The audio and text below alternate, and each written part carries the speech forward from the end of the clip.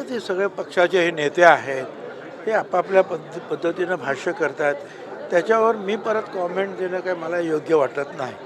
माझं स्वतःचं एवढंच म्हणणं आहे की या राज्यामध्ये गाव स्तरापर्यंत सर्वत्र जे आहे जे बंधुभावाचं प्रेम आतापर्यंत चालत राहिलेलं आहे ते चालत यापुढे सुद्धा राहिलं पाहिजे. याच्यामध्ये कोणी जर मिठाचा खडा टाकत असेल तर तो आपण थांबवायला पाहिजे. यासाठी सगळ्यांनी एकत्र येऊन प्रयत्न करायला पाहिजे.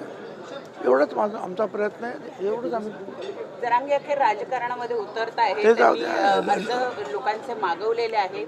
त्यांच्या मागे म्हणजे ह्या सगळ्या आंदोलनाच्या मागे राजकारणात येणं हाच एक उद्देश होता असं वाटायला लागलंय. मला काही माहीत नाही. परंतु लोकशाहीमध्ये तुम्ही सुद्धा पक्ष काढू शकता, तुम्ही सुद्धा पार्टी काढू शकता, तुम्ही सुद्धा निवडणुकीला उभं राहू शकता. सगळ्यांना ज्या लोकशाहीमध्ये जे आहे हक्क आहे आणि त्याने तो जरूर बजावला पाहिजे. इच्छा असेल तर राजकारणात आलं पाहिजे, इच्छा असेल तर उमेदवार उभे केले पाहिजे आणि जनतामध्ये जाऊन ज्या प्रचार करायला लोकशाहीने तुम्हाला सर्व अधिकार दिलेले आहेत. सर तुम्ही आवाहन केलेलं होतं त्याप्रमाणे शरद पवार साहेब मुख्यमंत्र्यांशी भेटत आहेत, परंतु तुम्ही म्हणाला होता की त्यांची इच्छा होती की 4-5 लोकांची भेटायचं, परंतु असं दिसतं की फक्त मुख्यमंत्र्यांची भेट आहेत. दोन्ही उपमुख्यमंत्र्यांना डावललं जात आहे का असं होतं? माझ्याशी जी चर्चा झाली पवार साहेबांची ती मी सांगितली. त्याच्यानंतर पुढे मी इथे नव्हतो सुद्धा, बाहेर परदेशात होतो. पण त्याच्यानंतर पवारसाहेब आणि मुख्यमंत्री यांच्या भेटी झालेल्या आहेत. त्याच्यानंतर त्या काय झालं त्या दोघांमध्ये ते आम्हाला कल्पना नाही. मग ते आता दोघे ठरवतील काय पुढे करायचं आहे ते.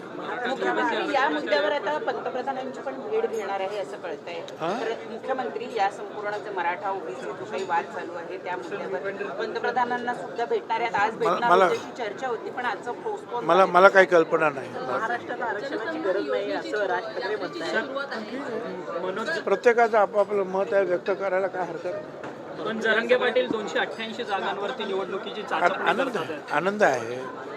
त्यांनी करायला पाहिजे. तुम्ही सुद्धा पक्ष काढा, तुम्ही सुद्धा लोक उभे करा.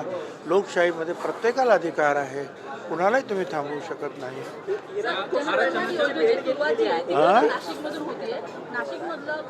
लोकसभेचा आपण निकाल बघितला, एक फटका राष्ट्रवादीला बसल्याचं पाहायला मिळालं, महायुतीला बसल्याचं पाहायला मिळालं. त्याच्यामुळे नाशिकमधून सुरुवात होती. दादा सातत्याने बोलतात ते कांद्याने वांदा केलाय.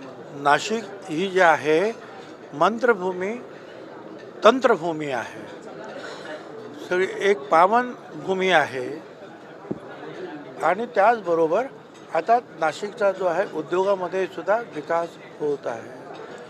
त्याच्यामुळे एक चांगलं उत्तर महाराष्ट्रातलं ती एक प्रमुख शहर आहे. त्यामुळे उत्तर महाराष्ट्रामध्ये जर पोचायचं असेल तर नाशिकद्वारा सहज पोचता येईल. आपल्याकडे उत्तर महाराष्ट्र, विदर्भ, मराठवाडा, पश्चिम महाराष्ट्र, कोकण, तर प्रत्येक ठिकाणी आपल्याला जायचं आहे. नाशिकमधून सुरुवात करतो एवढंच आहे.